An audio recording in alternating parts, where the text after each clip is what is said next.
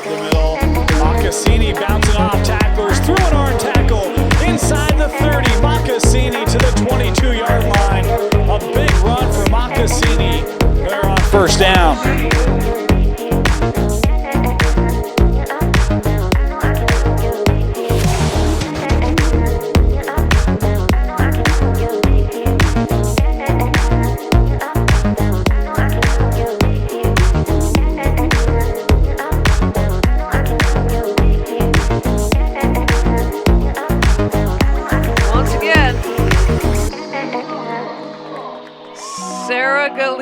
Is under center. She sends Magana in motion. She turns and hands the ball off to Makasini, who puts it in the end zone and puts the Utah Falcons into the title game. Hey, everybody. Welcome back to KF&JF podcast.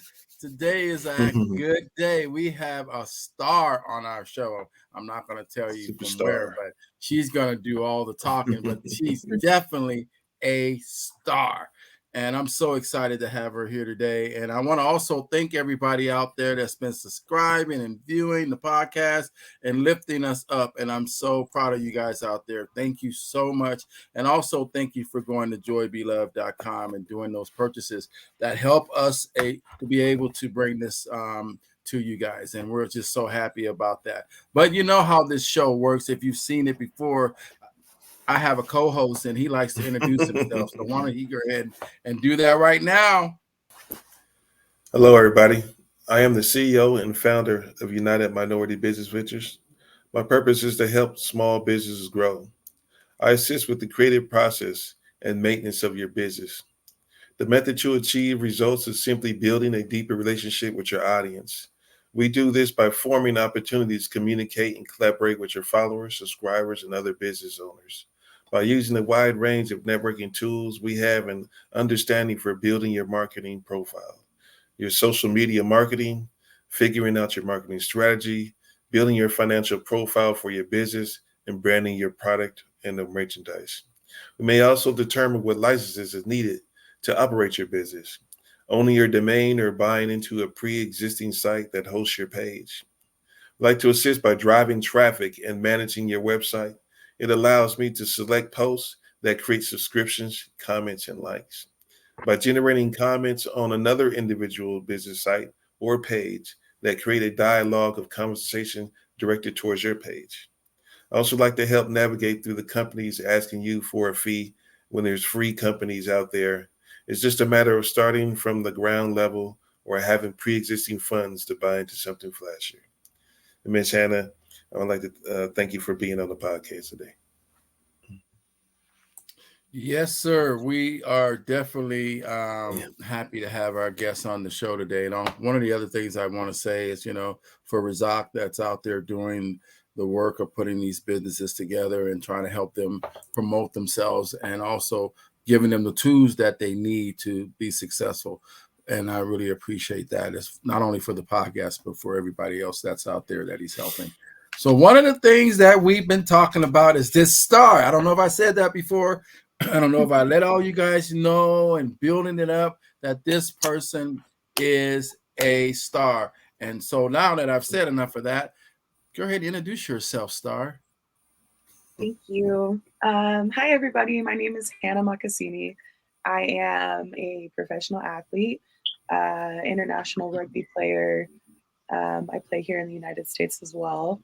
I am a professional football player, an ex-business owner. I am a sister. I'm a friend, and I'm really happy to be here today and talk with the boys.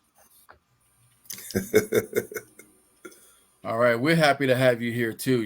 It's just like we said, one of the things that the podcast, tries to do is to bring different voices to this platform and allow them to be able to share their stories and journey. And I know a little bit about you, and I'm really curious about, how you're going to bring forth that journey to the listeners, because I think it's such an important thing that we need to highlight. So one of the questions I have for you, kind of like off the top, tell us a little bit about, what got you into the sport that you're in.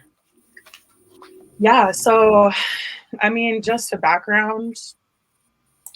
In high school, I was terrible at sports, which is kind of hard to believe considering that now I've gone to such a big level to play on. But I only did gymnastics growing up. And then when I hit high school, I stopped doing gymnastics and I decided that I wanted to try every sport that I could. That included softball, basketball, soccer.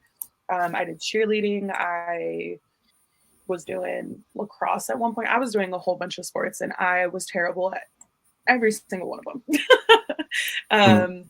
They say a jack of all trades can be good until it's comes to picking one specific thing. And I think that's where I really fell through. And then I got into college and I found a rugby team in my local area. And I was like, you know what? I always wanted to play rugby.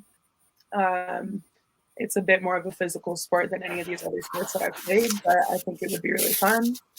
And I went out and I tried out for the team and I just fell in love. I fell in love with the physical contact of the sport. I fell in love with the team camaraderie. And then I had to take a break during COVID and I found football during COVID. And football was along those same lines. I also found a family within the sport.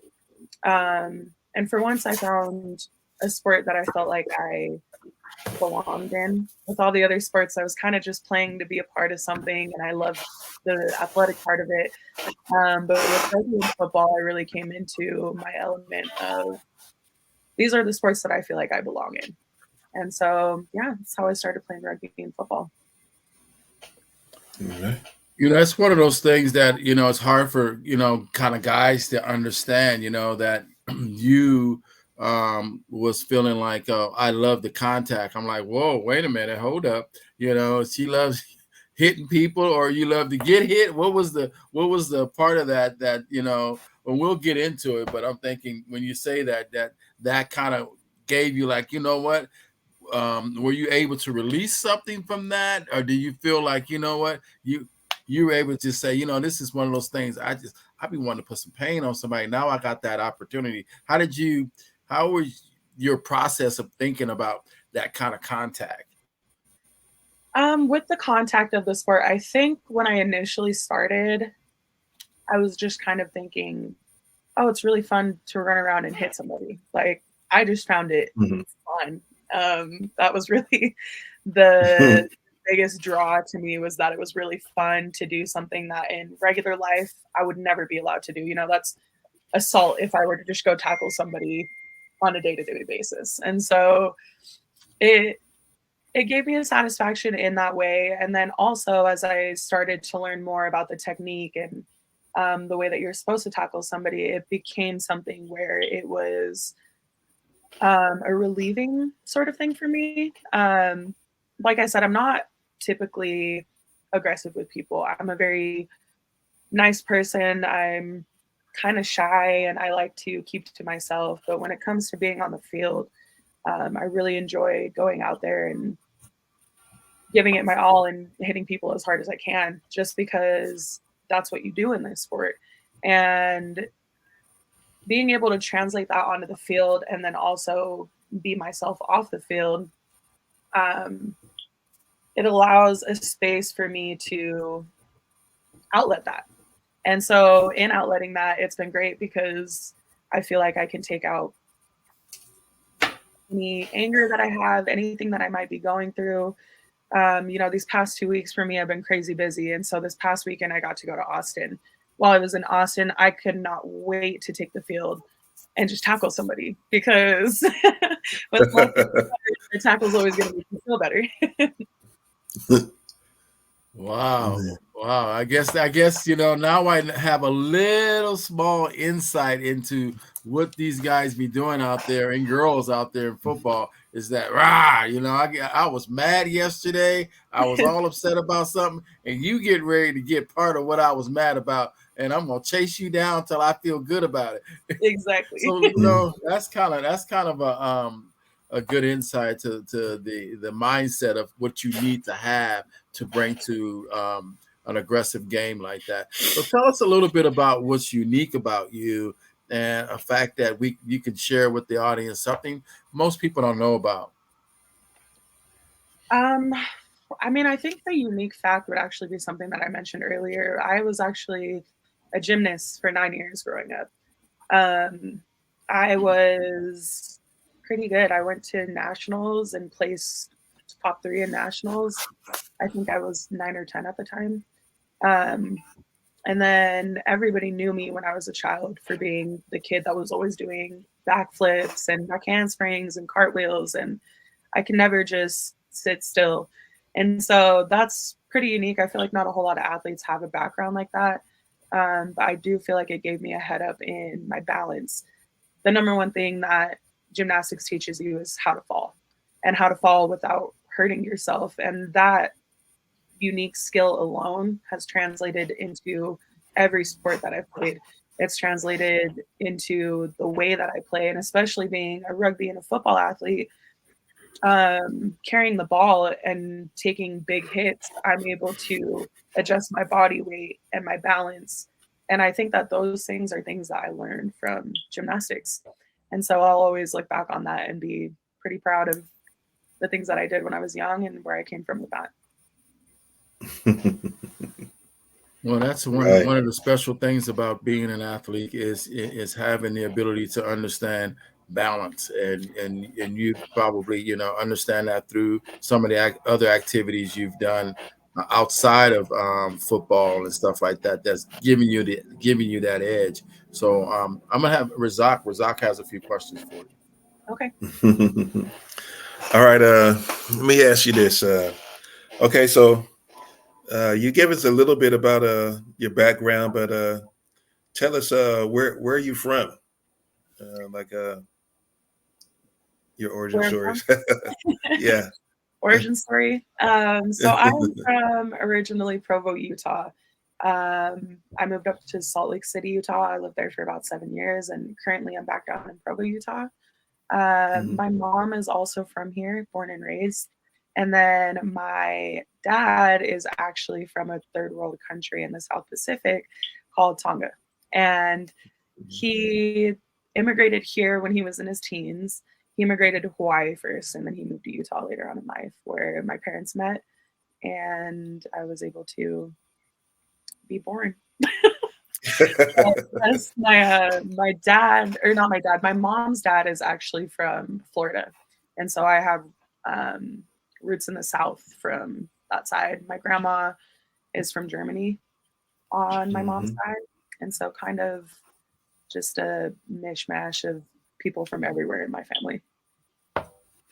Okay, so that's so let me see if I remember this right, because Tonga is that's Hawaii, right? Well, it's not Hawaii, but it's on those island chains or whatever. It's kind of further away, so it's closer to Australia and New Zealand. Yeah. Oh, okay. Those are going to be, it's further down in like the South Pacific area. Hawaii is just off the coast of the US. It's pretty far out there. But Hawaii would be the closest part of the US that you could get to out there. Yeah. Okay. So we're always hearing about go to Hawaii, but like we don't ever hear about going to Tonga as like it's not necessarily one of those ones that they advertise as far as going to, because it's close as further than Hawaii. Yeah. Okay. So I traveled there in January, I believe. Yeah. This most recent January. And it took a 12-hour flight to to New Zealand. From New Zealand, I had a connector flight to Fiji, which was another 2 hours. And then from Fiji to Tonga was another hour and a half. So total, it was like 15 or 16 hours of traveling plus layovers. It's kind of a hard place to get to in total. And so that's probably a reason why it's not as touristy, but it is right there next to Fiji, which is a huge tourist destination. Just Tonga doesn't have as much of a tourist presence there due to they actually had a huge tsunami hit a while back, a few years ago. And the tsunami was actually caused by a volcanic eruption out there. And so that kind of destroyed some of their tourist economy and the environment itself. And so they're in the process of rebuilding right now. So therefore it's not like a huge tourist destination, although they would like for it to be, which I hope that can happen for the home country. Okay. So a lot of those. So that would be like the Islander. Or do you consider yourself an Islander or Yeah, mixed with Pacific Islander? Islander. Okay. So because I know I used to have a couple of partners back in the day, and they were Samoans and stuff. So I know the bone structure is kind of like a little more. They're kind of like more bigger out there. So, Yeah. and it's funny, and it's funny how you're in a sport where it's like where it's kind of like a muscular type of stuff. So you got to be really fit and stuff, right? So, can you recall a specific, how should I say, like a moment in time? So you used to do gymnastics. Was there like a specific moment that made you go towards this, other than what you had said before? Like, is it more to it to go into football and rugby? Yeah, I think with rugby, there's just more opportunity than there is with football right now. Football is an American sport. And so it's outside of America, it's kind of hard to do big things with football. But rugby is a world sport. And rugby has been around a lot longer than American football has. And so there are way more opportunities for women in rugby.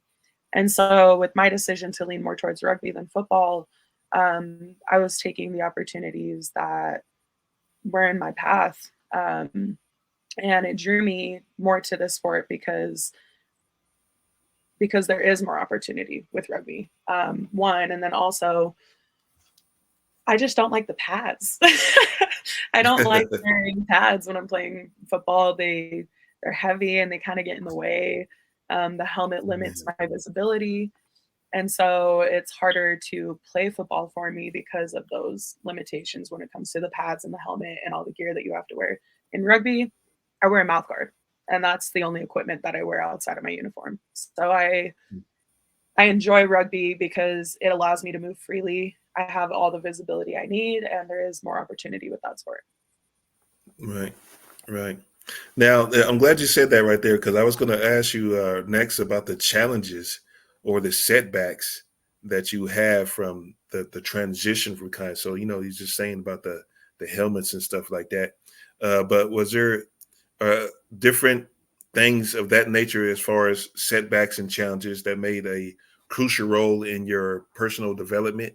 And when I'm saying personal development, because I know the physicalness of these sports, so like, did you have any injuries? Was there like something like was there ever a moment when you was like, okay, well, this is what I want to do because of these certain reasons of the physicalness of it? But was there also like some, like, I guess, the dangers of the sport? Yeah, I mean, there is, of course, dangers involved with any contact sport that you play. However, for me, I don't know, the danger of these sports almost seemed like more of a reason for me to play rather than for me to stay away. A big part of the reason why I didn't play rugby growing up was actually because my dad was a rugby player, and he was like totally against me playing rugby growing up. He did not want to see me out on the field. And I'm a daddy's girl, and being daddy's little princess, I just never really ventured into like, oh, like I want to do it though, just because I respected the fact that my dad didn't want to see me playing such a physically tough sport. And I can see now that I've gotten a little bit older, I can see why my dad didn't want me to play that sport, because it is hard to see your daughter, and especially if your daughter is young, it's hard to see them putting their body on the line every game. And injuries can happen. They do happen. Huge injuries. People blow out their knees, they blow out their shoulders, like crazy career-ending injuries. And personally, I'm very fortunate that I haven't had any serious injuries while ever playing any of the sports that I've been in. And I continue to pray that I don't ever have an injury like that. But I don't think about the injuries when I'm on the field. I only think about the thrill of the game. I only think about the next hit or the next tackle or the next time I get to run the ball. I'm a firm believer that manifestation is a real thing. So I just manifest to myself that, I'm not going to get hurt. My body is not in a position where I'm going to get hurt. I train my body well to prevent injury. And so every time I'm on the field, the thought of getting injured is just the furthest thing in the back of my mind. It's something that I pay no mind to because it's the last thing that matters to me on the field. Right. I like that answer. I sure do. Let me ask you this. So it's kind of interesting because earlier you said you're kind of shy at some point in time. So so like getting on the field like brings out like a beast in you or something, right? From being like the shy person to this. So that's like having a competitive nature. So where would that stem from? And why? And when you're thinking about this, like so you was in gymnastics, right? And then you went to football, and then you went to rugby. So in between this competitive nature and being shy and then becoming a beast on the field, what at what point did you decide to say, okay, I want to have a business? Or what did the business play in your sports career? Yeah. So, I mean, business and sports were really just two separate things, but they worked together in perfect harmony schedule wise because sports can be pretty demanding with traveling to different places to go play rugby and football. And the attraction to having my own business during the time was that I could create my own schedule for that. So I could take off the time that I needed in order to be able to travel for the sports that I played. With starting my business, that was actually just completely separate from sports. I was put into, well, actually, let me back up a little bit and start from this point in life. I was working two jobs. I had a full-time job working for a company up in Salt Lake, and then I had a part-time job where I was working for a small startup braiding business called Boho Braid, and that was owned by a woman named Monique Gowie. And so I was just working underneath her. I was actually the manager for the small business, and it was just me and her. And then we hired on a few other people, and I took on administrative tasks as we hired on more people, and it was great. Unfortunately, shortly into starting that business, Monique was diagnosed with cancer. And within 3 months of finding out that she was diagnosed with cancer, she actually ended up passing away. And so it was pretty sudden, really fast. And at the time, we had brought on another manager who was working with me, and her name was Rosa. So at the time, the investor for the business, he was a really close friend of Monique's. And he said that he wanted to release his investments from the business because it was just a little too painful for him to continue on without her. And so he asked Rosa and I if we would like to take over the business. And at the time, I thought it would be a really great idea. And I had no idea the journey that was going to be ahead of me. And so I talked to Rosa. We made a decision within 30 minutes of him asking us, and we decided to take over the business as partners. And from there, we built a whole new business brand name. We inherited the client list from the old business, but we really had to build from the bottom up for everything else for our business. And it was an uphill battle for sure, trying to figure out all of those things. At the same time, I happened to be on my off season from football and rugby. And so it worked out perfectly for us to be able to get it started in that way. But yeah, a weird way to fall into business and a really unfortunate way. But I look back and I'm always grateful for Monique and her contributions to the braiding businesses in Utah and what she started and what she passed along to Rosa and I. Right. Okay. All right. Well, thanks for that. Thanks for that. That gives me a little bit insight. But there's one thing that I keep hearing you do. Okay, so what is the team name? What is the businesses? And okay, so you as a gymnast, so what team was that for? Mhm. And the team that you're playing for now, so we're not only just getting to know you right now. So we want to know where to look for you at. And what were the teams that you played gym for, and your business that you did had, so people get more familiar. I'm pretty sure people are going to recognize you, and so what were they? The names of everything. Yeah, so the Yes. gymnastics team that I grew up with was Progressive Power Tumbling, PPT for short. They no longer exist, but back then that's what it was. Right now, I play for the Utah Lady Vipers, and shout out to them because this past weekend we just qualified for nationals. We're in the final four, so that was really awesome. And then the football team that I play for is the Utah Falcons, and yeah, the Utah Falcons. And then Okay. I will also be playing for the Tonga women's rugby 15s, and that's the national Tongan team as well. Oh man. Okay. Okay. That's interesting. Does your I guess how should I ask this? Does your nationality play a part in anything you do, as far as the way you play, or the business you had, or how you carry yourself through life? Do you have a I'm this way as an islander? What I mean? Like, is it you're all I'm like a traditional person, or what I mean? Or are you just like kind of, this is where I'm from, but I'm more like Utah person? What I mean? Yeah.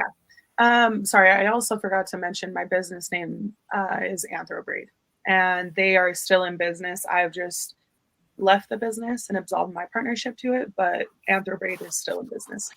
Um, but with the question that you asked, I love my nationality. I love my culture. I love where I come from. I'm very proud of it. And I would say that it has a role in everything that I do. Mm-hmm. Tongans are very proud of their family.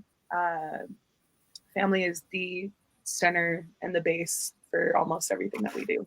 And so, in all of the sports that I play, in all of the business ventures that I've taken, pretty much in anything that I've done in my life, my goal is to represent my family and to make them proud and to show who I am as a Tongan. I would say that being an American Tongan is different. It's obviously not the same as coming from the islands and growing up in the islands. And I learned that this past January when I was back there. But I think that something that isn't quite talked about very often in my culture is that even though I'm American Tongan, I'm still Tongan. Um, Right.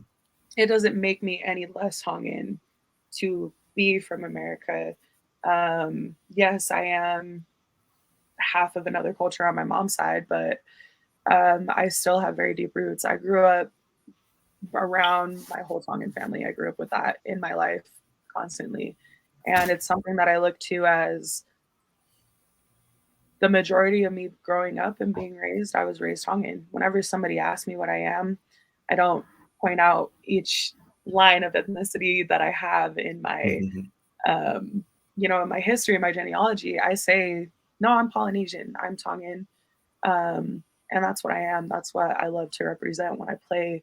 And that's a huge part of the reason why I chose to go to Tonga in January to try out for the national women's team, was because I wanted to represent the island. I wanted to represent the culture, and I wanted to represent the home where I feel that I most belong. And so that's where I chose to go play for them instead of trying out for any of the USA teams. I I wanted to represent my culture. That's great. That's great. I love that. I love that. That's a great answer. Great answer. I like that. I like that. Okay. So what was okay, so what was one of the most challenging situations that you had faced? It could be business, or in your in sports, and how did you navigate through it? Oh, that is a broad question with challenging moments. Oh, I mean, I guess I could touch on football with this. My rookie season when I was playing football was kind of a tough season for my team. We experienced some losses against teams that in the history of the football team, which goes back 10, 15 years, we had never lost to those teams. And so we were facing some difficulties with losses. And, when you're a team that's used to winning, it's hard to lose. And it kind of sucks. And so Yeah. we were facing the difficulties of that. I can't remember what our record was when we went into playoffs, but it wasn't great.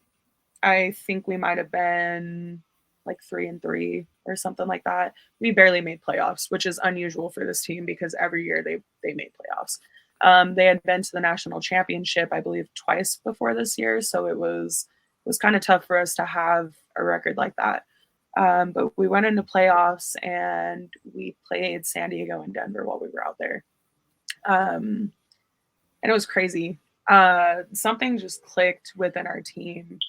We found that spark that we had been missing all season, and we came together on a united front, and we ended up beating first San Diego, who beat us. And actually, we didn't play them in regular season, but they were not expecting us to beat them. And so we beat them in the first game. And then in the second round, we went into double overtime with Denver, and we beat them to win the playoffs. And we went to the national championship that year, coming from, a really crap record, and our team facing difficulties with positions. And, it was just beautiful to see everybody lift each other up during that playoff weekend. And we all came together as one team and we really did the thing. So it was great to get out there and overcome that challenge of everybody doubting us. Okay. Well, Yeah. They always don't think you're gonna what they call it, the underdog. You don't think you're gonna make it, but you know what I mean.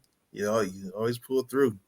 Yeah. All right. So who are the individuals you look up to as role models, and how have they influenced you today as far as your values and your mindset? Okay. So for this one, I have quite a few people, so bear with me. First and foremost, I have my parents. My dad, being from a country outside of the U.S., immigrating here, working, he owns his own business. He's a general contractor. So he has worked for so hard and for so long to provide for my family. He came from a little island almost in the middle of nowhere, and built something for himself that he's proud of, that makes us proud of him. And he pushes me to strive for excellence every day. So my dad, first and foremost. My mom, she is the kindest, sweetest person that I've ever met. And she is the embodiment of patience and kindness. And I look up to her for those two values in my life. I'm constantly asking myself, what would my mom do? It's kind of like, what would Jesus do? But what would my mom do? Because my mom is just kind and patient, like I said, and she always has a mindset of, okay, let's solve this. Let's figure this out. So my parents, they did a great job with me. I love them. And those are my top two idols. I also look up a lot to my siblings. I am the oldest of 7 kids. And so it's kind of hard to say look up to my siblings because they're younger than me. But at the same time, it's not that hard to look up to them because they're all taller than me. So it's a little easier in that way. But my siblings are crazy talented. I have a brother who is going to BYU right now. He's playing football there. He is 6'4", 300 pounds of brick wall. and he is an incredibly gifted, talented athlete. He's shown me work ethic. He has shown me what it takes to be an athlete here in America. And he leads by example in that way. So I look up to him a lot.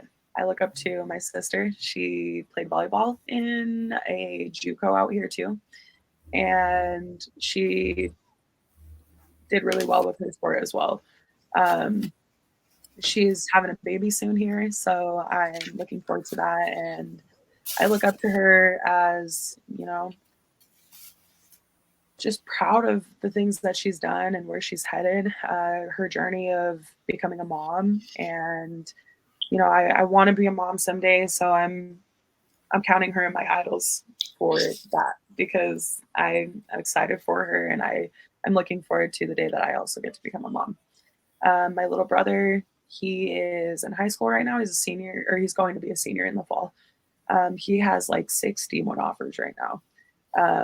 And same with the other brother that I have that's currently playing college football. He is just, his work ethic is crazy. He wakes up at like 4 o'clock in the morning to go to his workouts in the morning, goes to school all day, has practice. Sometimes he has 2 days, they lift weights, and he's only in high school. He's doing all of these crazy things to secure his future, and I'm really proud of him for that. So don't mind me taking this moment to just brag about my family. No, go ahead. I love them, and I'm super proud of where they are, where they've come from. Every single person in my family is an idol to me. So I'm actually glad that you said it was your family, you know, versus, you know, outside entertainers or another athlete or something, you know, from who knows where. You know, that's I like that answer. Yes, good answers. Okay, so this last thing is then I'm going to pass it over to Keith. And then, are there specific daily what does this question say? Are there specific daily habits or routines that you believe contribute to your productivity and well-being? ooh, that is a really good question. I will say that I am not a great daily habit person, but I would like to be better. uh, some of the things that I enjoy, and I don't quite do it daily, but I do pretty often, is prayer, prayer and meditation. I'm a firm believer that there is a God, there is a higher spirit, there's something out there, and I enjoy praying to it. So I would say that that is, if not daily, close to daily, my choice of meditation in that way. Okay. But yeah, there's always whatever gets you through the day. I don't, you know, I don't have any specific you know, things I'll be expecting to hear, especially not on religion. You know what I mean? But I just always tell people, like, whatever gets you through the day, if that's your belief that gets you through the day, who are we to say that you're wrong? You know what I mean? If that's what it takes, you know, there's so many different things that people can say get them through the day. You know, in prayer, you know what I mean? If that releases any, you know, stress or, you know what I mean, confusion or something, and you do actually derive some type of answers through that and direction, then that's the thing to do. Keith? Yeah, I've been listening to you guys, and I'm thinking, you know, there's a lot to be said for what you're saying, Hannah. And one of the things that makes all of the things you're saying powerful is that you talk about a couple things that are important, and that's family, right? When you're talking about your family and that nucleus that you have that are important to your, you know, who you are, you know, where you're from, and how you approach that, and when people ask you about it, and how you feel about it by even going back there to represent them, you know. So that is a powerful thing. And one of the other things I think that you mentioned, and that is how you see your younger siblings, because you are the oldest and you're not that old. And so therefore you having that you know, awareness to be able to see in them and to learn from them and to be proud of them in a way that where you are ticking off of all those things that you see in them that allow you to be saying, you know what, that's who I'm proud of because of the things that they're doing.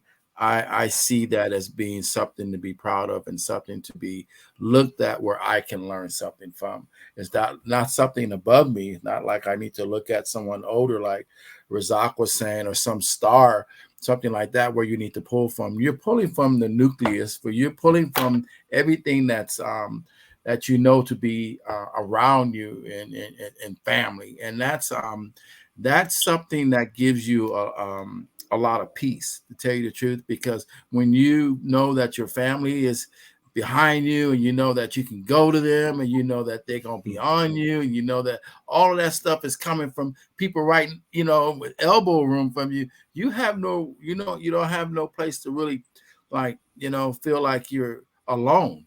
You have someone with you all the way. And I think that those are some things that I picked up in your conversation that I think is very important. Some of the questions I have here are going to relate to a few different areas, and I'm going to kind of pick through them. And one is, I want to know what you have learned from the fact of just playing football, as far as being a woman in football, the sport itself, right? The women's football is coming up. And now that when you came on, you said you're a professional. So when you use the word profession, that tells me that you have had to have gotten something from somewhere else in order to build yourself up as a professional. Talk a little bit about that experience and how did you get to that professional state in your mind and in your actual, work. Yeah, so I would say that being a part of the WNFC, which is the Women's National Football Conference, showed me really what it meant to be a professional athlete. Because prior to that, I had been playing for, club teams and basically, like, I don't want to say recreational teams, but close to recreational teams. And so the difference of playing for the Women's National Football Conference is it really showed me, a whole group of women who take themselves seriously as athletes, who take themselves seriously as business owners, as, nurses, firefighters, employee, just like crazy amount of jobs in the WNFC. But it starts with the respect of taking themselves seriously as whatever they are in their home life, whether that's, a wife, a mother, whatever they do for work, and then also translating that into taking themselves seriously as an athlete. It was my first time being exposed to women who said they were professional athletes and who stood on that and who acted in the way to be a professional athlete. To me, being a professional athlete, that means somebody who takes their health very seriously, their fitness very seriously. It's somebody who dedicates their heart and their soul to the sport that they play. And so, you may not always get paid being a professional athlete, but at the same time, I think it's safe to consider yourself one if it's something that you are devoting your heart and your soul to.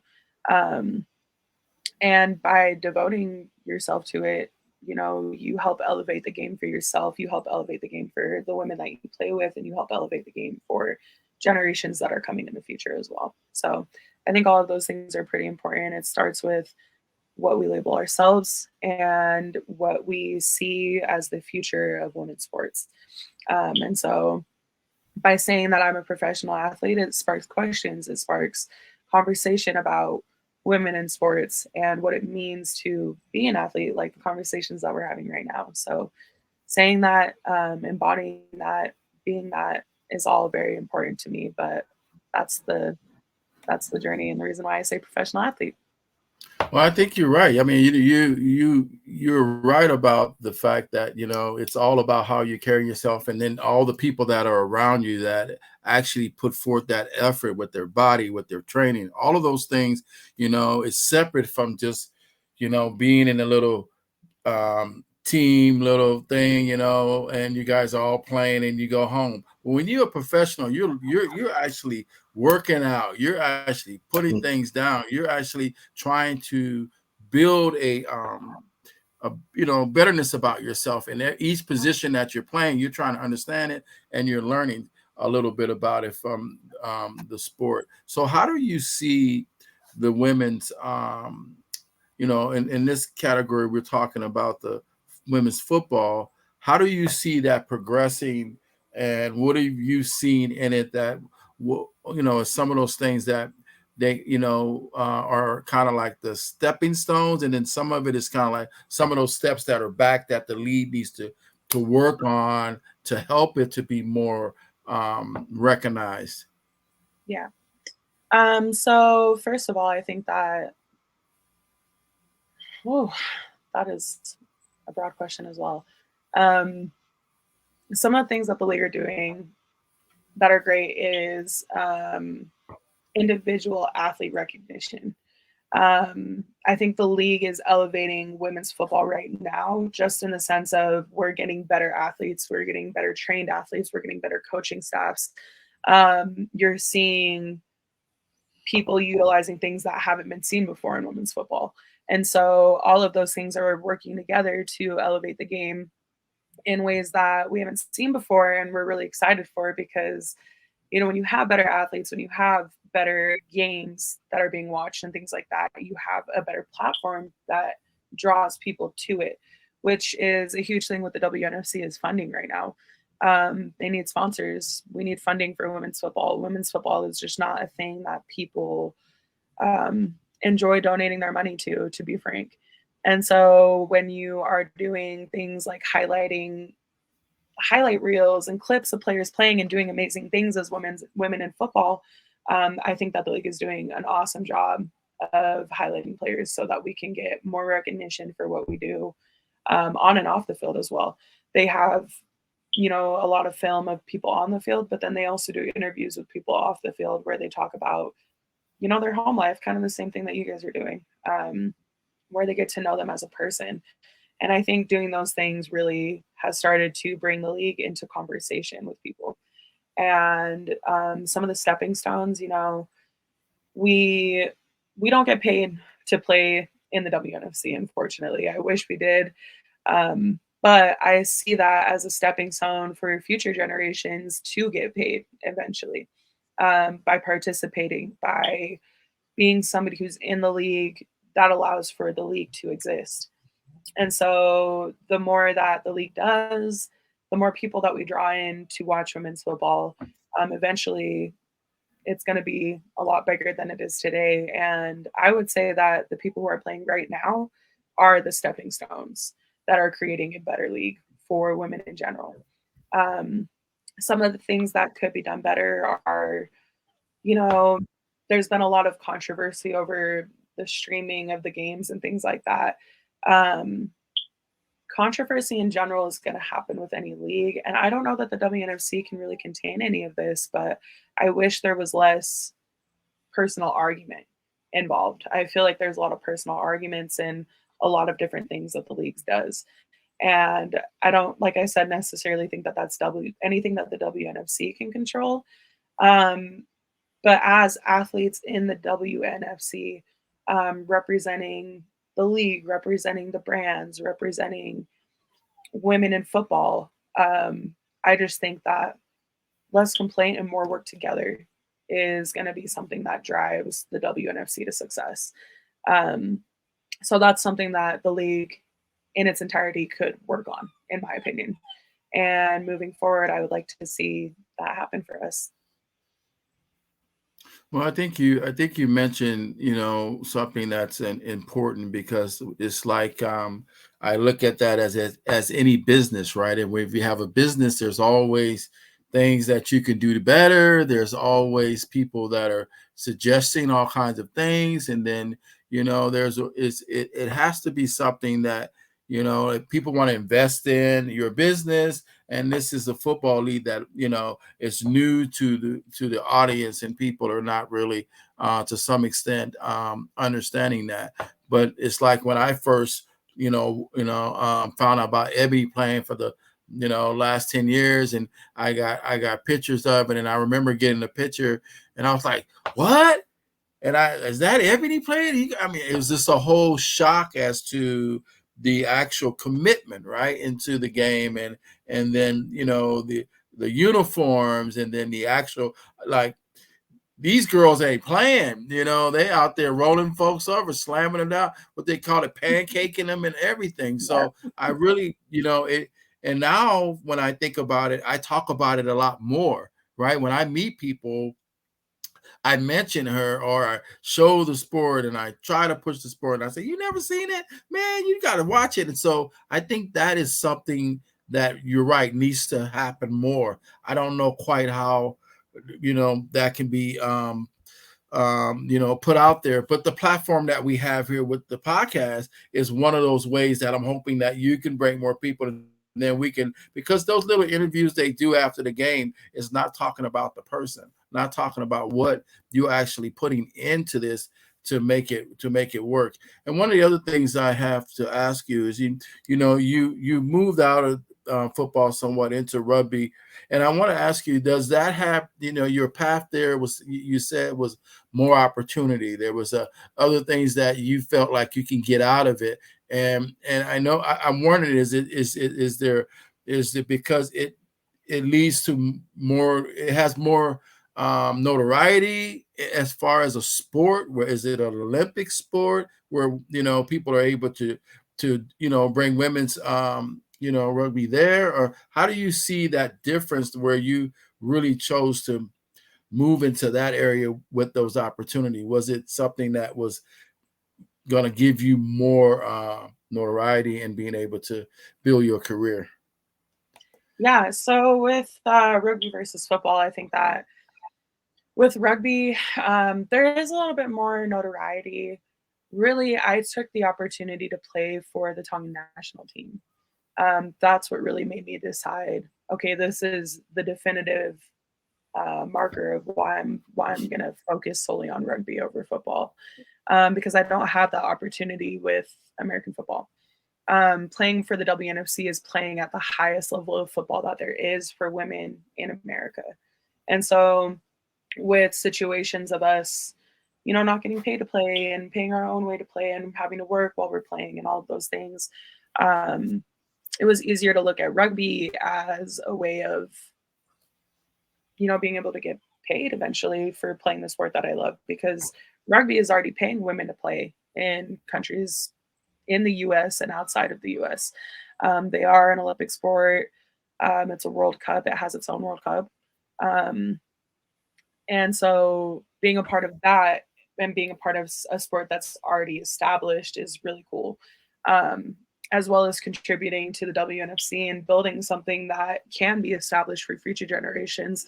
Like, I love being a part of that. And eventually I would love to go back and play football again. But right now I'm just focusing on rugby because of the opportunities that there are for me to play international there. And potentially, hopefully, fingers crossed, get paid to play for a team sometime in the future.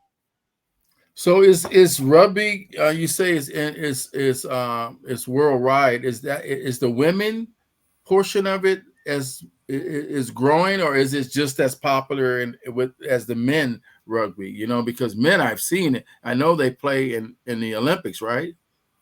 Yeah, they do. So does the women, are they not playing in the Olympics, but they are given that kind of sponsorship where they have a lot of different opportunities as far as playing the game? Yeah, so I think that goes into the struggle of women's sports worldwide, because women's sports are just not on the same level as men's sports anywhere you go. We look at the WNBA, we look at really the WNBA is like the number one that I draw on. There's women's professional soccer. There's all of these different sports that women play too. And we tend to always look at the men's sport as like, oh, this is the better one. This is, men's sports are just, they bring in more money. They have more viewership. They have all of those things. And I wish that women were seen on that level, but unfortunately we aren't. So the same thing goes for rugby. Men's rugby is obviously a lot bigger than women's rugby, but women's rugby is, as far as professional sports go, taken pretty seriously. And I'm drawn to that. I love that it's a sport where you can say you're a women rugby player and people take you seriously. They know that they've established ways for women to get paid and to play in the sport that they love, and they've elevated the game to the level that men play. Um, and so that's pretty exciting to see that for rugby and for any women's sport that is played as well. I think that's it's not a sad situation, but it's a situation I think that over time people are going to become more involved in women's sports because one of the things that I've learned just by understanding the Bill Walsh situation, how women are getting into different sports and how my niece is getting into that environment as well. Can you talk a little bit about your relationship with some of the other people in the fields that you've been working with? I know I know Ebony and Young. Talk about a little bit about how you guys have y'all all are women playing sports. How do you guys build off of each other to help lift each other up and trying to be the best you can in the field that you're in? Yeah, so for that, I like to follow the model or the motto of see success, spread success. Um, and with the women that I'm surrounded by, when I joined the Falcons, I was immediately surrounded by 50 plus women who were all go getters, business owners, top level at their corporate offices, women in medicine, women in business, women in all kinds of different things that they were doing, and they were killing it. And they really showed me like a whole new world of people that I suddenly had access to.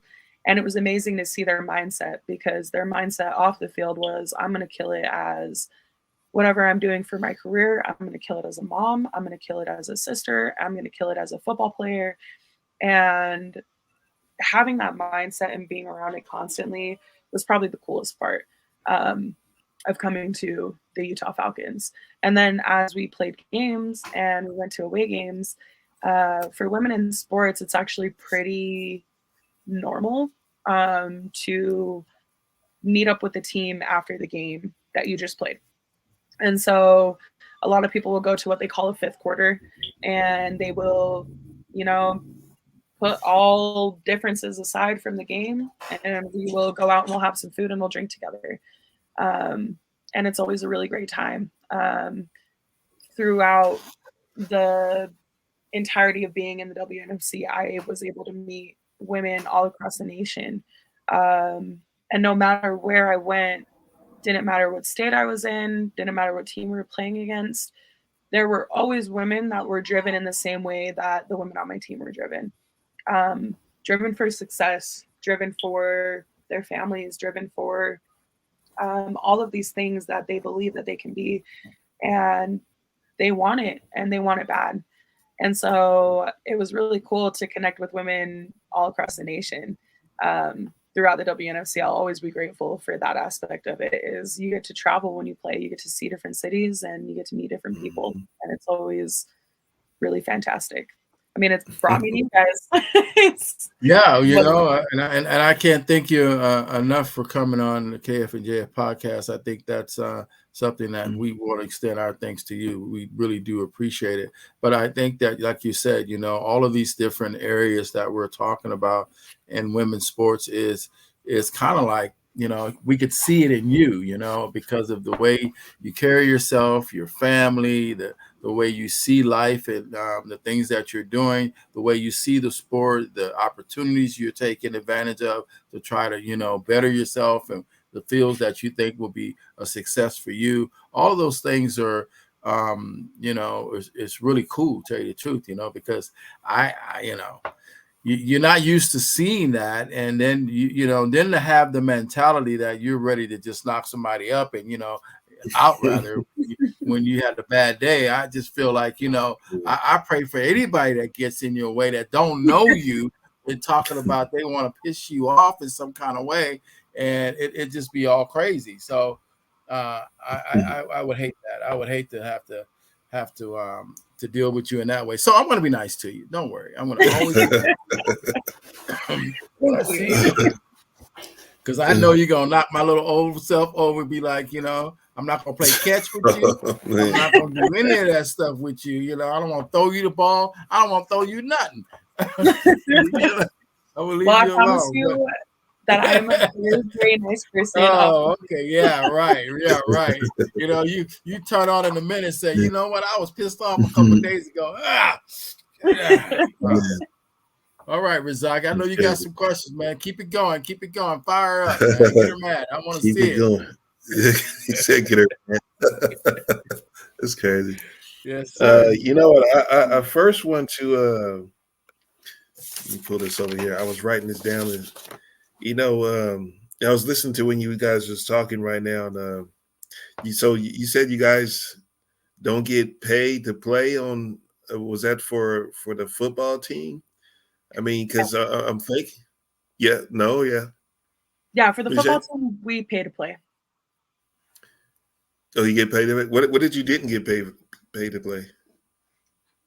Sorry, for football, we pay money to play. So everybody in the league pays a little bit out of pocket to play football. You pay them to play for them?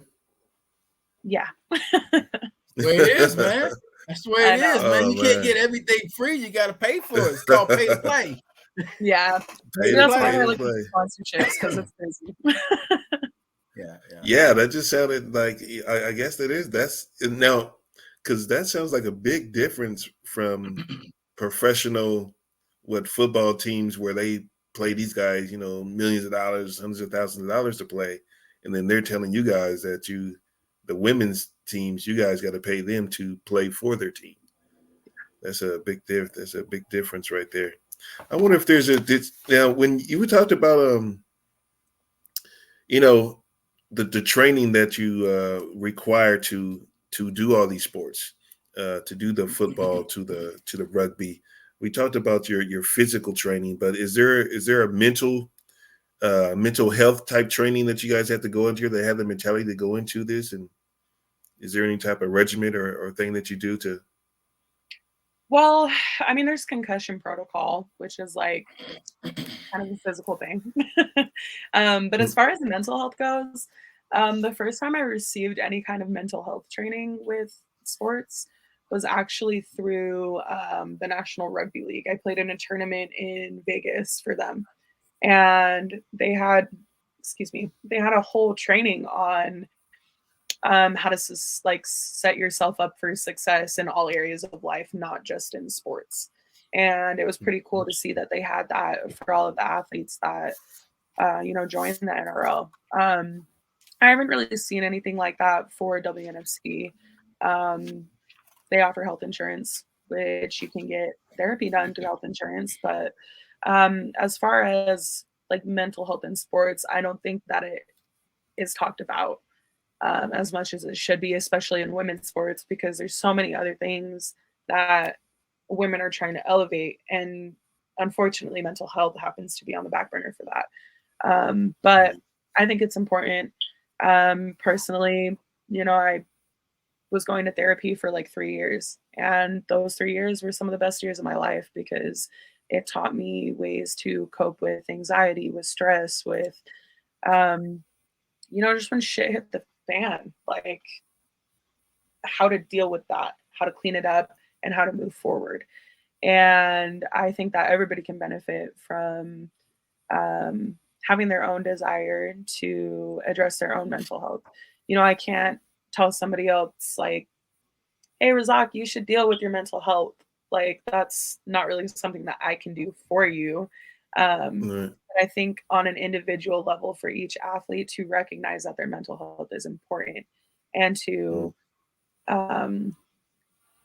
to take the steps necessary to elevate their own mental health game, especially since we're in an era where it's not widely talked about enough for women in sports. Right. Exactly.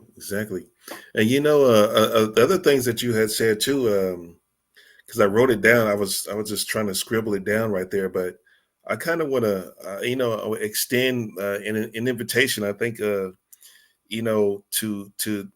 like this being a place where you guys can feel like it'd be used in the benefit for you as being like, say, like you heard it here first on the KF&JF podcast. When it comes to the representation of female sports and what you're saying is going on. I mean, I know I did hear some stuff like way back, I think it was a year ago or something. The female soccer team, they wasn't getting the representation or wasn't getting paid enough or something like that. They had to go through some kind of dispute, even though they're world champions, but they still wasn't getting the recognition as the most failingest team on the men's soccer team. I mean, they were still getting more TV and more recognition than people, the females that were, so I think we should also look at not only this podcast, but the podcasts that we can set up in the future as a way to offer a way for the voices to be heard. And then that's for your team members and whoever else is listening. I do think there's because I was going to ask you about that, but you kind of like turned it a little bit about discrimination in the league as far as being a female team, or as far as being a minority on the team. And do you have that? Have you encountered that through your process of going from team to team, or even tryouts? Is there some sort of discrimination as far as you getting on the team, or not on the tongue, because it's a tongue. I know you just tried out for the Tongan team, so that's very specific. Only Tongans can go. But as for that's a very specific thing. but that just in general, when you go through the process of becoming an athlete, female athlete, and you're trying to go through the physicalness, and that's why I asked you about mental health too. Is there some sort of discrimination that you heard of or encountered yourself?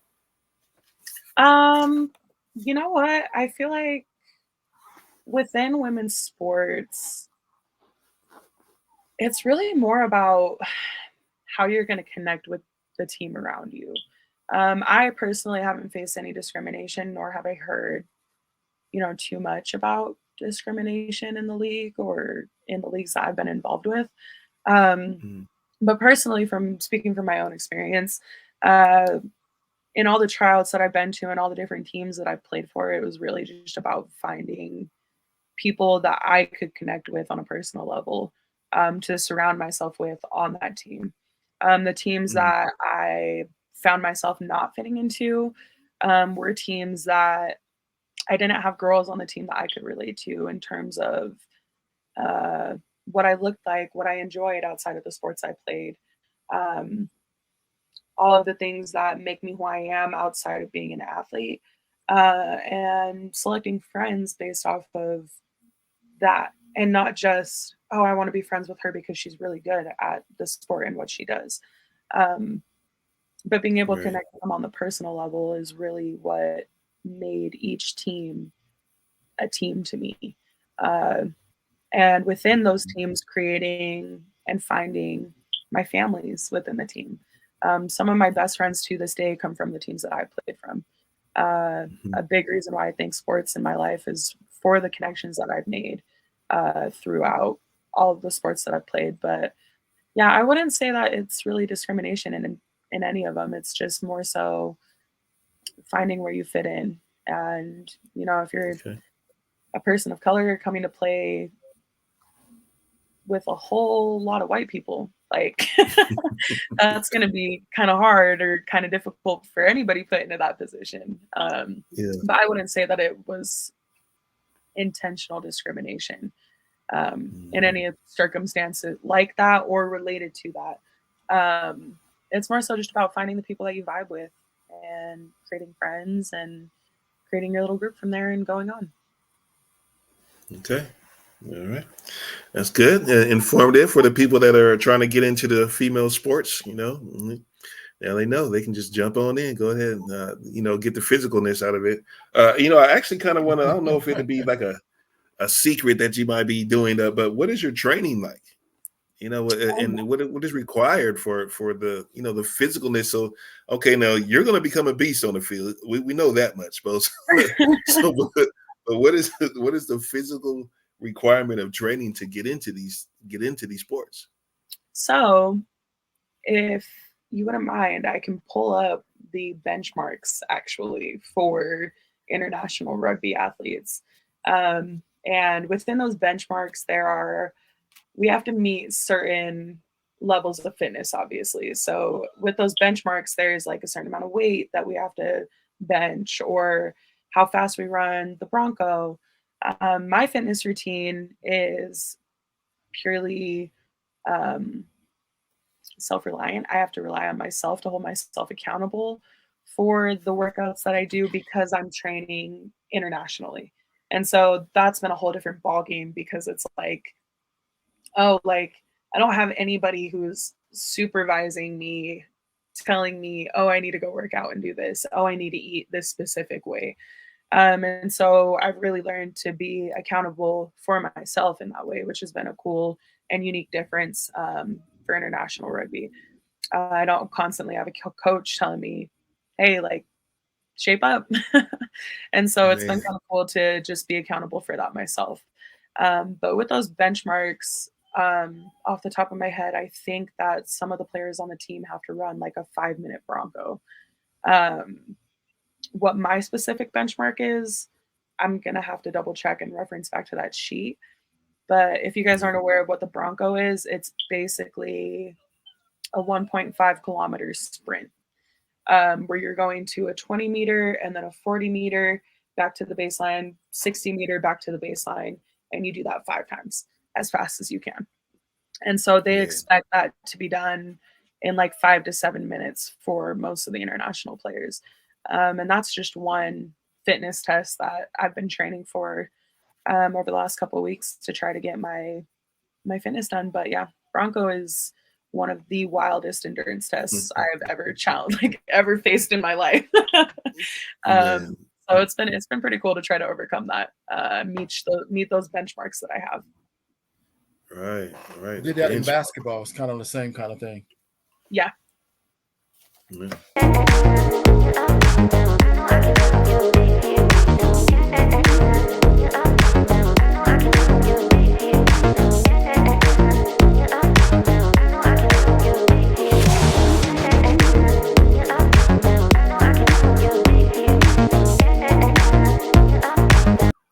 Can you share like a specific goal or dream that holds a special significance to you? And well, it's more. The question is more about like a bucket list. Of what you're. If you're traveling already, is there some other things that you want to do in life as far and some people. Let me just say this, because some people associate having a bucket list, or I'm going to die and something like that. And it doesn't have to be that. I mean, just like some things that you have planned that you want to get to and you want to do as far as throughout your life, as some goals in that sense. Yeah, I think my bucket list really just includes being happy, and being secure. I really look forward to the day where I'm kicking it on the porch, looking at the family that I built, and enjoying true happiness in that moment. And so my bucket list is really just things that, will contribute to my happiness eventually. As far as travel goes, I want to travel to every continent. I want to see as many countries as I can. So far, I've been to Africa, I've been to London, I've been to the South Pacific, I've done quite a bit of traveling, which has been really awesome. And I'm super fortunate that my mom actually works for Delta. So I can travel pretty cheap, and it's really awesome. I highly recommend that you get a family member that works for an airline. But yeah, with travel, it's been really eye-opening. And I see it as a bucket list item of contributing to my happiness, because I'm able to see the way that people live outside of America.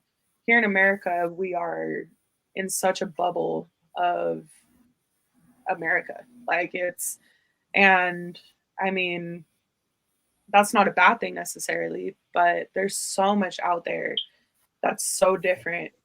And being able to see that, being exposed to it, has opened up a whole new world of, wow, I'm really grateful for what I have here. And it's brought true appreciation into my life in that way. Because now I can look at the circumstances in which my dad grew up. And, he would always talk about it, and he would talk about being poor and being from an island in the middle of nowhere, no electricity, no plumbing, that type of thing. But it wasn't until I was able to see it for myself that I was able to really realize just how blessed I am to be in America and to grow up the way that I have, to have things that, I take for granted every day, electricity, plumbing, those types of things. Right. But being able to travel has brought a whole new perspective into my life. And along those bucket list items, I'm actually accomplishing most of my bucket list items right now. I've done the business ownership thing. I've done the sports thing. I'm in the process of being able to play for the national team, which for me was a huge bucket list item, to represent my country, my dad mainly. Like I mentioned before, my dad is a huge role model in my life, and I love him. He is my best friend. And to be able to say that I'm going to play for his home country means a lot to me, and it means a lot to him. And that is a huge bucket list item that I'm accomplishing right now. As far as, the next item, get to the World Cup. I have the opportunity in the next 2 weeks to go to the Oceania tournament, which is a regional World Rugby tournament. And it is a qualifier for the Women's World Cup that will be held next year in London. So my big chance to play with the national team right now is actually to qualify for the World Cup. So that's what I'm working towards currently. Are these televised? Is this like an ESPN type thing? Yeah, I don't believe it's televised with ESPN, but there will be a live stream for the games. And I will send you guys the links so that you can post them.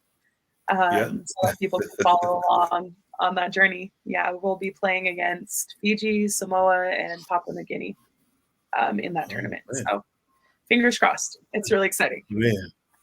Yeah, well, we wish you luck with success. Of course.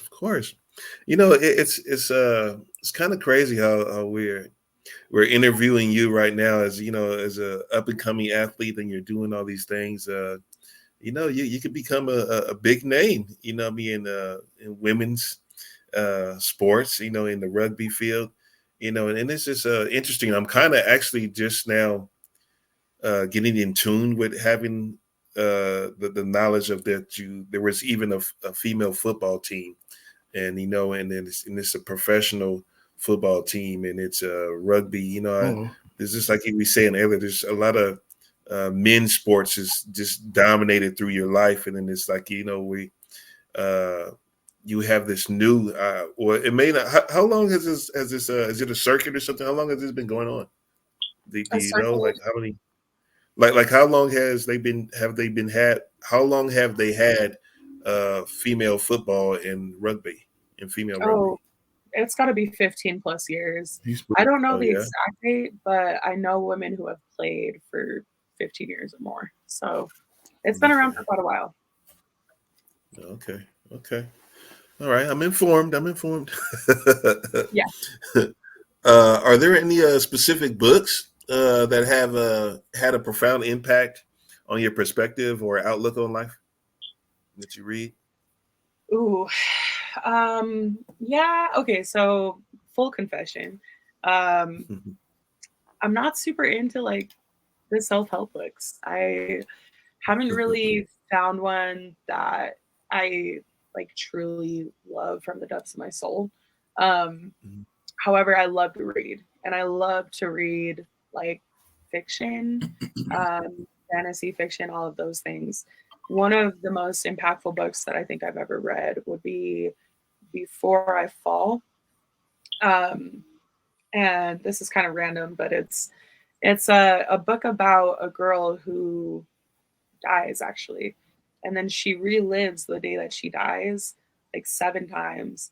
But each of those days that she relives represents the 7 stages of grief.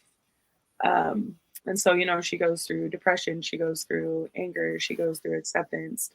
And the book itself was just really impactful to me in terms of finding something that, really took me through the stages of grief that can be applied to life as well.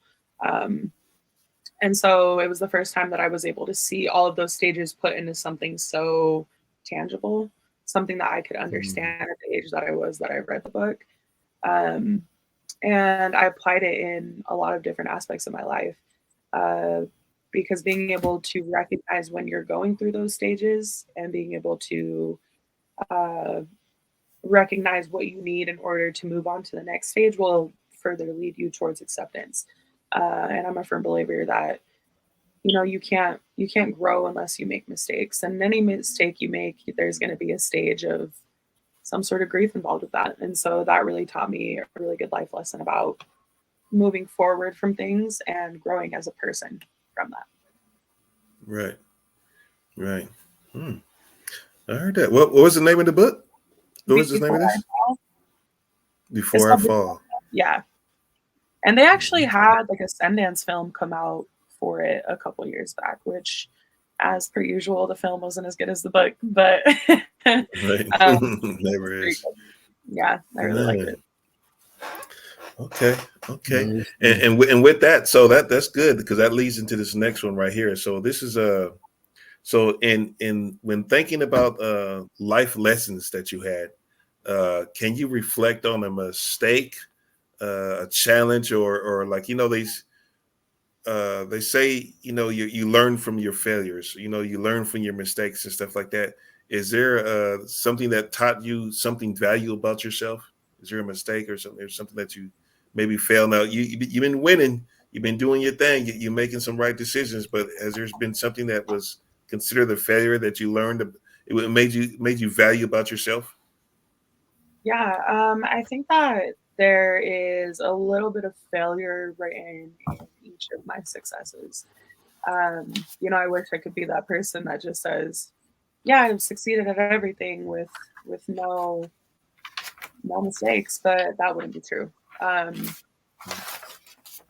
Failures happen, and they tend to happen a lot. They happen daily. For me, specifically, I've been through the challenges of not making sports teams. I've been through the challenges of, things not going according to plan with my business. And with each of those challenges that I hit, even so far as to speak in my personal life, like, when life hits you, it hits hard.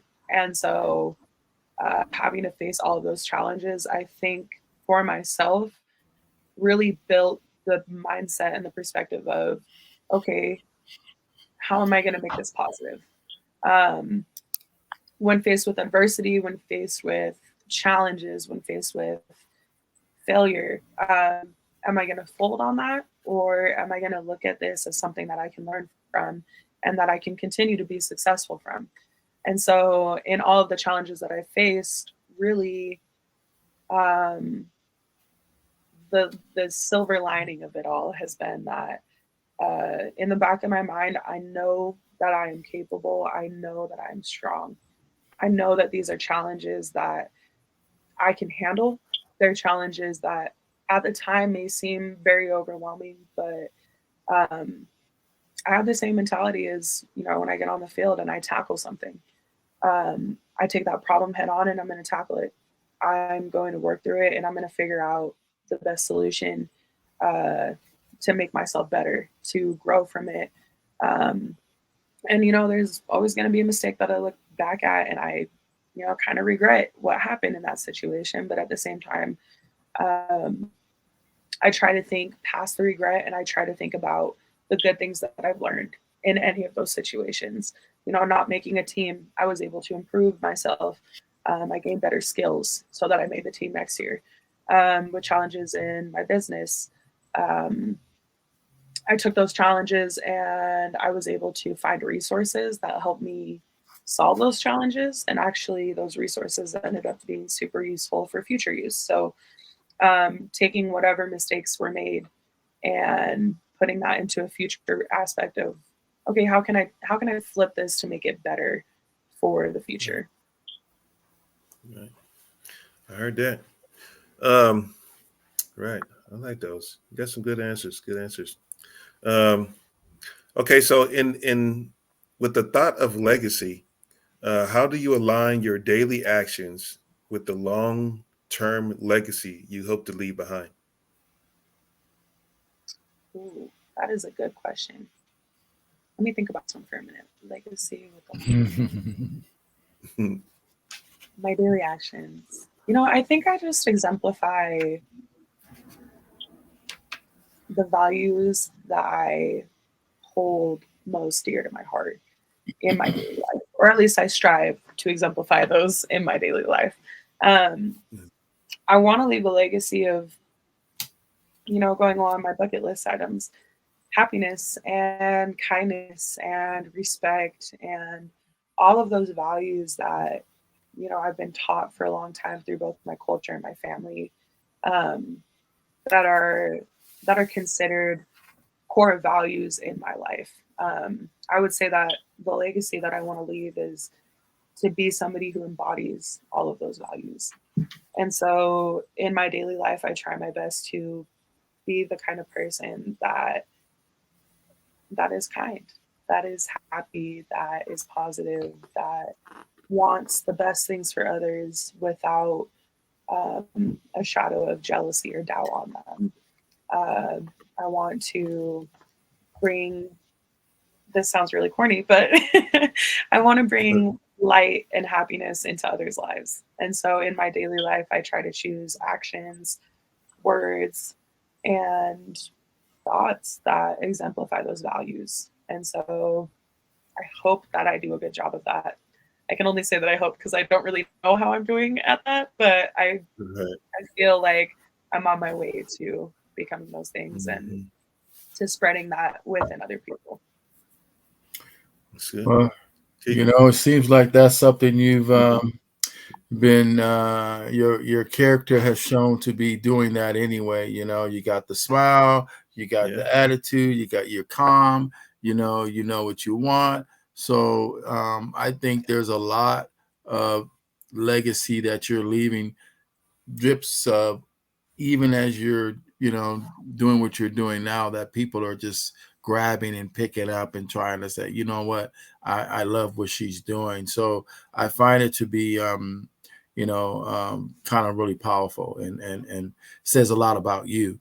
And one of the things I wanted to ask you about is that, you said you travel a lot and you've been traveling to different places, and you talked a little bit about the bubble that we are here in the United States and how you see that as we're missing out on some things. So I'd like to ask you this question a little bit about how do you see in your travels women, what you've seen, from other places, how women are being treated, how their rights, what you see them, not having in comparisons to the United States.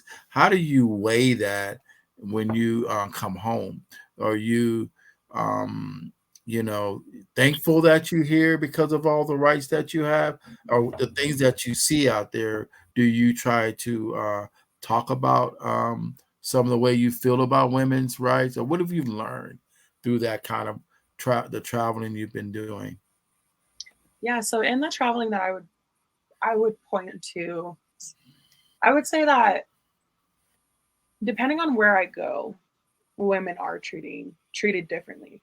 In more developed countries like London, obviously women are treated pretty much the same as they are here in America, where we are, in terms of looking at the world on a world scale, we're pretty privileged here as women. And our complaints here are valid for where we live, as far as, not getting paid as much as male athletes or not having as much recognition as them. But then I go to somewhere like like my home country, back in Tonga, where, you know, it's not legal for women to own land out there. And in underdeveloped countries, well, not underdeveloped, I don't want to use that word, but in countries that are not as developed as America, women have so much more of a struggle than wanting to be recognized for playing a sport. They're struggling with wanting to be recognized as people, and wanting to bring a voice to the struggles that they go through, things that women in America went through, you know, 50, 60 years ago. And I wouldn't want to say that those struggles have disappeared here in America. Obviously, women do face a lot of uh, discrimination and things of that nature. However, when you put it into a global perspective, it could be much worse elsewhere. And so going elsewhere, one of the cool things that I experienced while I was out there in January was we actually had the Domestic Violence Center, which was like a group of like 4 women. They came to come talk to our entire rugby group while we were out there and just talk to us about domestic violence in the home, recognizing signs of abuse and things like that. Just things that I wouldn't have expected there to be in a third world country. And so that gave me hope that it's being talked about elsewhere.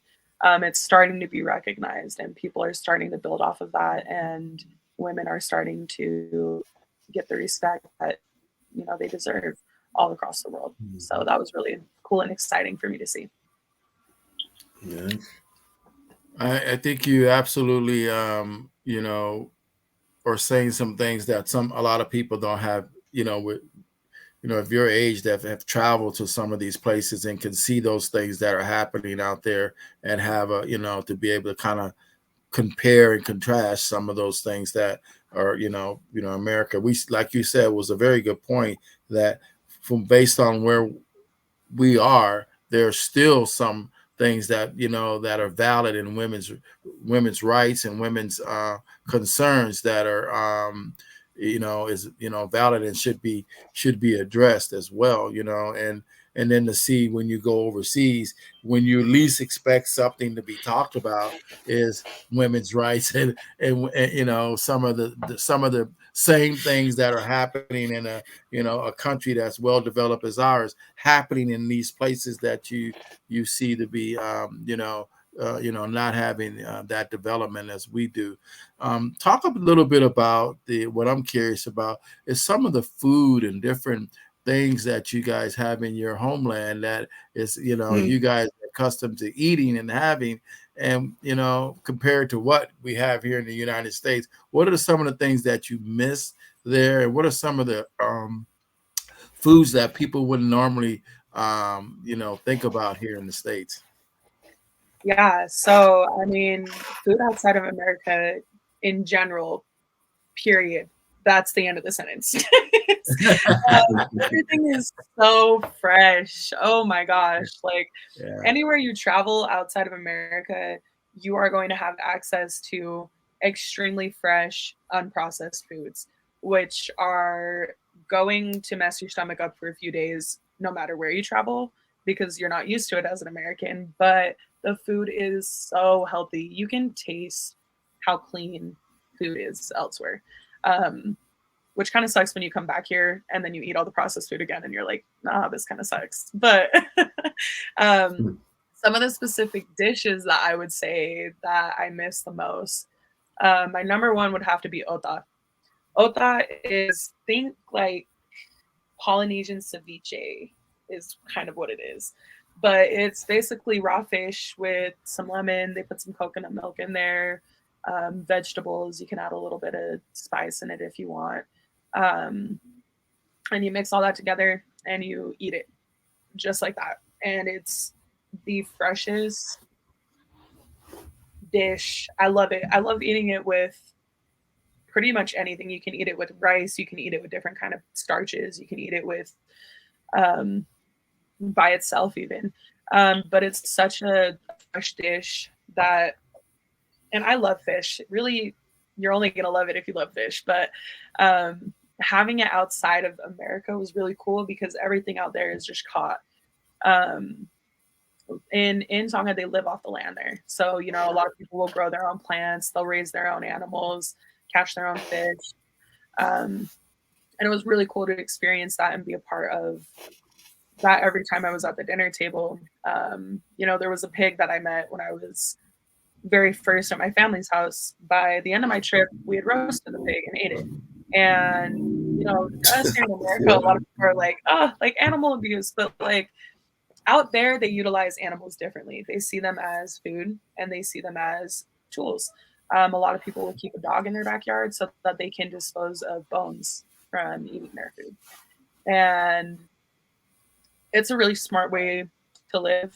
Obviously, I have 3 dogs that I love and I keep them here. And I probably would never eat my dogs. But I heard probably. I heard probably. I would never eat my dog. Let me put it like that. But if I'm in a country with a dog, I would probably eat a dog, just not my dog. You know what? You speak like you know, it's just like the talking about fresh food and all that stuff. I'm from the country, so we had the truck come down the street, fresh fish, fresh shrimp, vegetables, everything picked. I live so far in the country to where that's how we got our food. We just go out to the house and the guy put it on a scale and weigh it. So when you're talking in America, there's few places for you to get, you know, fresh stuff coming out of the water. In the South is one of those places, and so I can attest to some freshness. But going overseas in some of these other places is probably so good, you know, because they're just getting that fresh stuff. They're not trying; they're selling it, you know, right out there. Yeah, the one thing that will probably blow your mind is while I was out there, we were actually drinking rainwater. I was sitting at the dining table, and I was like my cousin was setting pictures outside, just like it was raining outside. She was just setting pictures outside. And then later on, when the pictures were full, they brought them inside and they were pouring them in water bottles and sticking them in the freezer. And I was like, what's that for? And they were like, to drink. And I was like, wait, we're drinking rainwater? Like, I was so confused because in America, you know, that's illegal. Like, that's just something that you don't do. But to point to the freshness of the land that you're surrounded by when you go to someplace like the South Pacific, you know, it's clean enough to drink rainwater, which points to all their food being just so fresh. Everything tasted so good. The meats tasted like, you know, I could tell that the chicken I was eating lived a great life.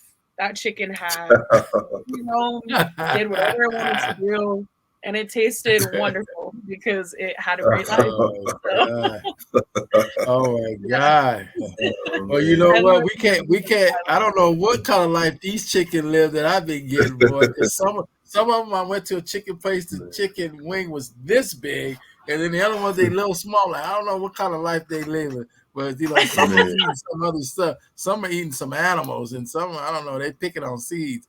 But one of the things I think is important, just because you're talking about, you know, traveling and home and the food, I'd like you to take a few minutes really to talk to your parents, your mom and your dad, you know, that importance of, you know, their daughter. So if they were watching this and they were saying, you know what, I understand my daughter does all these things and she's a very good girl, but talk about them. Yeah. So my dad was born and raised in Lofanga, which is in the island, like the islands of Hawaii in Tonga. And as he was growing up, you know, he lived just a crazy life. He would talk to us all the time about how they used to have to catch a boat to go walk miles and miles just to get to school every day. They would wear a different change of clothes. They only had one pair of shoes. His circumstances growing up, they fished for their food. They farmed their own food every day. And his work ethic from all of that transferred over when he immigrated to America when he was in his teens. He moved to Hawaii when he first came to America, and he got a job working at the PCC, which is the Polynesian Cultural Center in Hawaii, which a lot of people are familiar with. My dad was a really well-known entertainer at the PCC for a long time. And my dad is just the perfect guy to be an entertainer. He is happy, he's vibrant, he's fun, he enjoys making people laugh, and he has a great smile and a great laugh himself. And so he took those talents and showcased them across the world at the PCC. He was part of the World Tour Group, and they got to tour all across Asia and Europe while he was living in Hawaii. And so he's had, the world experience and all of that, and he's always wanted it for his kids. And so being able to do that, knowing that that's something that my dad wanted me to do, is really cool. My mom, she was born and raised in Provo, Utah. She grew up, she wanted to be a mom. She went to college, and she met my dad, and they fell in love, and they have 7 kids now. And my mom is doing what she loves, which is being a mom to all 7 of her kids. And she, like I said, is the most kind, the most patient person that I know. And she helps each of us with whatever we're doing. She helps my dad run his business. She works for Delta. She is a crazy busy woman, but somehow she always has time to lend a shoulder and to listen and to be a mom. And I really value that in her. And so with both of my parents, they come from backgrounds of having to work hard, having to survive, having to struggle to make ends meet. And they've done that for so long that us as their kids, and me personally as their oldest child, I just want to give back to them by showing them that I'm a good human, that they raised good kids, kids who are allowed to go out and find the things that we want in our hearts, and know that our parents are proud of us regardless. And I've felt that love every time I talk to my parents about the direction that my life is going in. A lot of parents could be really disappointed in their kids for, switching careers and, wanting to travel internationally and go do all of these crazy things. But my parents have chosen to love me, and I will forever be grateful for the fact that they're proud of me. They're proud of what I'm doing. I'm proud of the things that I'm representing. And they're proud of the person that I am. And the person that I am, I always want to make them proud. I always want to do things that, like I said earlier, exemplify my culture, exemplify my values. And most importantly, show my parents, here's the human being that you raised. And they're doing good things for those around them. They're doing good things for the environments that they're in. And I think that is part of my thanks to my parents. One day I'm going to retire them. That's the big things. But for now, it's just spreading the love and kindness that my parents have taught to me my whole life. Oh, shoot, man. I'm going to tell you right now, you are, I'm not going to say you're on your way. You're there with a lot of the things that you're saying for them to be proud of. You're exemplifying everything I know that a lot of parents out there would want their daughter to be doing and achieving, and grateful for all the things that the parents are doing for them, and you take that to heart. And I think that's a powerful thing. And I'm glad you've taken the time to thank them. So I'm going to thank them too. And let them know, thanks to you, to them, you're on my show. So I'm so happy with that. One of the other things I want to ask, I'm going to kick it over to Razak, is, here on the KF&JF podcast, I like to ask this question, and that is, we try to uplift people in their journey and their businesses and some of the things that they're doing out there. What could you, what do you see us doing? And then how can we be better at what we do, so that we're able to provide our listeners with something that's going to be useful? Well, that's a hard question because you guys are great.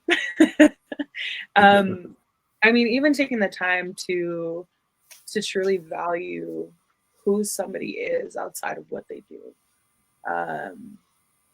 That's what sets you guys apart. That's what makes your guys' podcast different from other podcasts, is because you don't just care about the business. You don't just care about, the factors of success and the money making items and all of those things. You care about people as individuals, which has been really cool for me to be on this podcast and to have a conversation with you guys about my life and where I come from and the things that evolve me as a human and make me who I am. And I really love that you guys take the time to do that. As far as improvements, I really don't have much feedback for you there. I think that what you guys are doing is great. I love that you guys are yourselves. I love that you allow people on the show to be themselves as well. And so, yeah, I mean, I really can't think of anything that you guys could improve on right now. Just keep doing what you're doing. Keep talking about people, their journeys, and what they're into and what they're doing. Well, I thank you so much for that. I really appreciate it. And, I think one of the things that we hope to have happen on the podcast is that we can help somebody else through bringing someone on the show and then allowing people to connect, whether they're in businesses or whether they got circumstances together or whether it's just a matter of seeing someone like them. And all of those things are important to the podcast. So I'm going to pass it over to Razak, and he has a few more questions for you, and then we'll close after that. Okay. All right. Okay, so actually, I just have just a few more questions for you. What do we got here? It says, okay, so how has your it says industry. So how has the women's sports evolved over the years, and what key factors have driven these changes, if you know? Ooh, I mean, just even in the last 20 years alone, women's sports has grown exponentially. The WNBA getting to where it is, women's soccer getting to where it is. Those are just a few of the bigger sports that are more well known, but sports has evolved, and that is mainly thank you to the contributions that women in the past have made to the sports. Women who have put their bodies on the line for Olympic sports, women who have participated in national teams, women who have participated in the wide variety of sports that there are worldwide. Each one of those women has their own background, they have their own story, but each one of those women contributed to being a stepping stone for what we have now, what we know now as women's sports. Each one of those women fought for the recognition, for the fame that they deserved to be recognized as an athlete in a world that was, mainly dominated by men. And so I think that for that one, off the top of my head, I don't know any specific names of leaders in women's sports that have really truly brought light and recognition to them. But I think it's just a group effort of every woman who has ever participated in sports, because each woman has contributed to every little girl out there and inspired somebody, whether that be their daughter or their cousin or a distant relative that sees them on Facebook. But when a child sees, or like when a little girl sees a woman doing something that they want to do, they know it's possible. And so every woman that has ever participated in sports has contributed to where women's sport is today. Okay. I'm glad you said it like that, because let's okay, so we're you're on the podcast. KF&JF podcast is, for the, I like to ask this question. So for the other females, for the young ladies and people who are looking to get into your line of your sports, get into either rugby or football, or even when you was in gymnastics or into your business that you had, what advice do you have for these individuals, these the younger generation, or people who are equally even in your age group right now that are seeking a career growth? What advice would you have for them? My advice would be take the risk. And this is something that I actually talked about a little bit when I had an interview while I was out in Tonga for the national team. Take the risk, take it.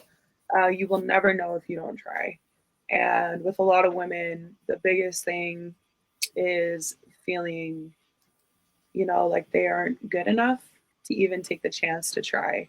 And I'm here to let every woman know that you are good enough. Take the risk, sacrifice the time that you need in order to do it, but do it, because if you don't, then you will always regret that you never did. And if you do, you will always have the opportunity to look back and say, I did. Okay. And then if you tried and it didn't work, there's always that Try again. Try again. Go again. You know what to expect now. Yes. That's the way it works, man. That's the way it works. Yeah. All right. Let me ask you this last one, and then we'll kick it back to Keith, and I guess we'll. What are your future predictions for you and your team? Ooh, okay, so first of all, speaking this into existence, the Utah Lady Vipers are going to win nationals. They are headed there on the 17th of May, and they're playing in the Final Four. So they'll be playing against the Pittsburgh Forge first, and then they'll be playing against the winner of the other two teams, which will probably be the Surfers. They're going to win the whole thing. They're taking nationals this year, manifesting that right now. And then the future plans that I have, I won't be able to participate in nationals with my Utah Vipers team, unfortunately. But fortunately, I will be traveling to Australia to participate in the Oceania Cup, in which my team will be placing first or second so that we can qualify for the World Cup in 2025. And I am manifesting that we are going to the World Cup in 2025. So keep your eyes out for that. Okay. Is there anybody you want to give a shout out to or give a plug for the team or anything like that? Shout out to the management for all the teams that I've been on, everybody who's behind the scenes handling paperwork, handling registration. I feel like they don't get enough recognition. And that list is way too long for me to name all the names on it right now. But for all the teams that I'm on, you know who you are, and you deserve the number one recognition, because that paperwork and figuring that out for that many players on each team is crazy. Right. And then the only other shout out that I want to do is for my parents, for my family. I have a lot of love for them, so shout out to them. Thank you for everything. Well, shoot, I want to get a shout out to everybody too. Everybody that's involved in women's sports, everybody that's uplifting women's sports, everybody that's thinking about getting into women's sport, everybody that has a chance to go out there and see women's sports. I want to uplift all of those people and say thank you guys for being a part of women's sports, because not only is it important for the people you're going out there and see, it's important for every little girl that looks up and see them and say to themselves, I can do it too. And that's an important thing that we here at KF&JF Podcast want to be able to, spread, is that everybody has talent. Everybody has the ability to create their own opportunity. Everybody has the ability to say something that they want to do to change where they are. So we're definitely excited about pushing those kind of things forward. And I think we should be praising her for all of the things that she's done. So take a moment to tell me anything about what we didn't cover that you want to get out, that we didn't ask the question for, we wasn't able to get you to prompt it in any way. Take a minute to just let us know what you want to get out there that hasn't been talked about. Really just with my business, I'm not sure that I quite made it clear that I'm an ex-business owner, so I no longer have ownership in the business that I started. However, they're still going. Rosa is in charge of Anthrobraid is the name of the business, and she's doing great things with it. I'm very proud of where they're going. Even no longer a part of that journey, I have the utmost respect for it, and I think that the business is going to go places. So I'm really excited to see what they have to come in the next few years. And yeah, just really excited to promote them here. Okay. That's for sure. That's for sure. Make sure that they are out there, and we'll give you a chance to say that one more time. But I want to ask you this, son, and ask you what exciting you right now? What are you super excited about besides you going out there kicking ass and hurting somebody? I don't want to, I know that it's for people who are not used to that. This is women's football. We are talking about a woman that's been training to do this professionally. So what's exciting you right now? What's that? I can't wait to get that done. Exciting me right now is my opportunity to travel to Brisbane. The Oceania tournament that I mentioned that I'm playing in is being held in Brisbane. So I'm going to be out there for 3 weeks, and I'm super excited to just be outside of the country, traveling again, playing rugby, doing what I love most, and enjoying life. The freedom of traveling with a team. You get to experience the city that you're in and the place that you're in. And I've never been to Australia before. So I'm really excited to check that off my bucket list. Okay. All right. Yeah. Also, man, that's a hell of a bucket list right there. Just get that done. Take a minute also, if you don't mind, just to look into that camera and just introduce yourself and your profession and how people can get a hold of you if they feel like they have any questions. Just something that that we can use to make sure our viewers know exactly who you are. Okay. My name is Hannah Makasini. I am a professional athlete, and you can find me on Facebook, Hannah Makasini. You can also find me on Instagram at han.mac_. And then you can also email me, hannah.marcassini21@gmail.com if you have any questions or if you have any concerns. Thank you. Okay. All right. You know what, Hannah?